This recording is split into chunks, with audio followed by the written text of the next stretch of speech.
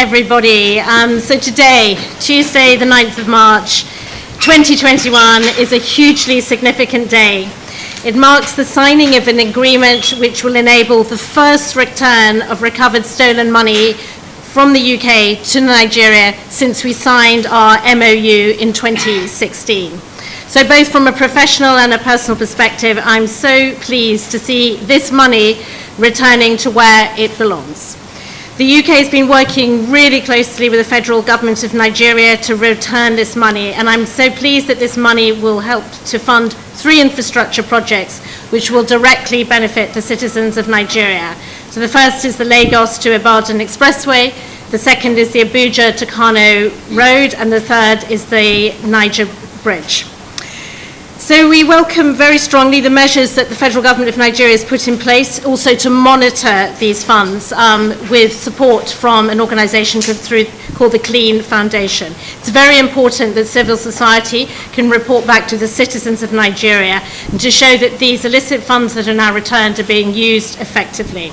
So how much is at stake? Well, this first tranche of money is £4.2 million, and this has been recovered from the friends and family of a certain former governor of Delta State, known to you all, Mr. James EJEBA. He was trusted by the people of Delta State to be their governor for 2 terms. Sadly, he did not deliver on his mandate. He stole money that should have been used for roads, for hospitals, and for other developmental purposes. So the federal government of Nigeria's anti-graft agencies have been working very hard with us to investigate James EJEBA, and he was eventually located and faced a criminal trial in the UK. He pleaded guilty in a UK court, and he was given a prison sentence of 13 years. So these funds that we have secured the return of so far are from the friends and family of James EJEBA. The case against James EJEBA in terms of the amount to be returned directly from him is still ongoing. But the success of this case, and it is a breakthrough because these cases are extremely complex, is down to really effective mutual cooperation between UK and Nigeria. If we hadn't been able to work with partners, we would not be in this position today.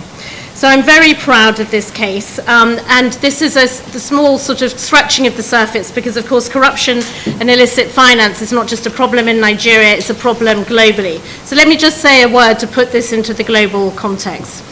Illicit finance and corruption impacts on delivery of the Sustainable Development Goals. It undermines rule of law, it hinders good governance, and can often have enormous environmental disbenefits. It's, of course, central to organised crime.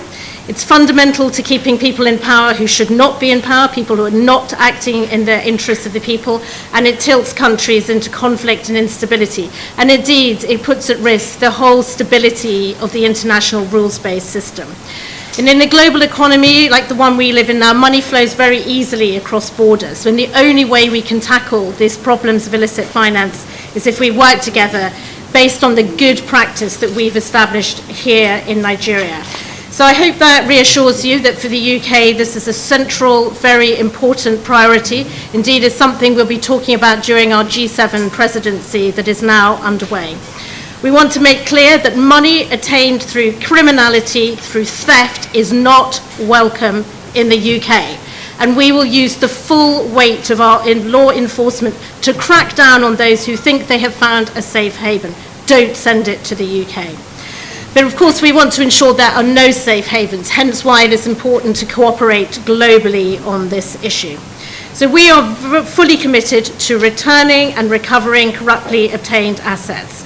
But this must be done with due legal process, and I know it's frustrating, I'm frustrated, the time it takes, but it's important that we follow the due process and the law so that the funds can actually be brought back and legally returned to the benefit of the people of Nigeria. So in closing, I want to take the opportunity again to say a huge thank you to our partners in the federal government of Nigeria. And as High Commissioner for my remaining 2 years in post, I will continue to make this a huge priority for me. Thank you very much for listening this morning. Being the 9th day of March 2021, we are at the threshold of another major milestone in our determined quest as a nation to attain full recovery of all looted assets, prevent abuse of recovered assets, and also to ensure optimal utilization of such recovered assets for the benefit of our deserving citizens. I wish to remark that today's ceremony and the recoveries attached thereto has again underscored the fact that the international cooperation and mutual trust can yield great benefits for the citizenry in developing countries who are the direct victims of acts of corruption. Hence, the government of Nigeria and the United Kingdom have concluded negotiations for the return of £4.2 million to Nigeria pursuant to the Memorandum of Understanding earlier executed by the two governments in 2016. It is to be recalled that the Nigerian government had all along provided the required mutual assistance and backup to the British authorities while the prosecution of James IBORI lasted in London, and today we are rightfully taking benefit of that cooperation.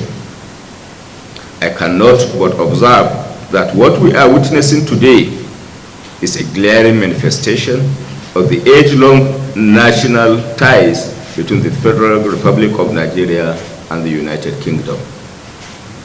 I am confident that both the Nigerian and British governments remain committed to all affirmative actions to combat corruption, illicit financial flows, ensure that looters do not find comfort or safe haven in our territories, and also to guarantee that the forfeited or recovered proceeds of corruption are deployed to the benefit of the people. Hence, in consonance with existing framework or model engaged in the management of previous recoveries, the Federal Executive Council, under the able leadership of President Muhammadu Buhari, has directed that the instant repatriated funds should be deployed towards the completion of the following legacy projects. 1, the second Niger Bridge; 2, Abuja to Kano Expressway; and 3, the Lagos-Ibadan Expressway, under the coordination of the Nigeria Social Investment Authority to ensure integrity of the process. While a reputable civil society organization has also been engaged to monitor, supervise the expenditure of the recovered funds on the execution of these critical projects, which are evenly spread across the country. We have established as a government a reputation of transparency and accountability of utilization of recovered assets, and these assets will certainly not in any way be different. I am highly elated and privileged to perform this assignment on behalf of the President and the Nigerians in general. I commend the sincerity of purpose of the British government as we look forward to similar assistance and cooperation in bringing to book all other persons and entities who at the moment are inequitably exploiting the system in UK to shield themselves from justice. In drawing the curtains on my remarks, let me once again acknowledge and appreciate the unwavering and underlying support which the President has continued to accord me and the Office of the Attorney General and my dynamic team, which has culminated in all the concluded and ongoing recoveries of our Commonwealth for our common good. Thank you all for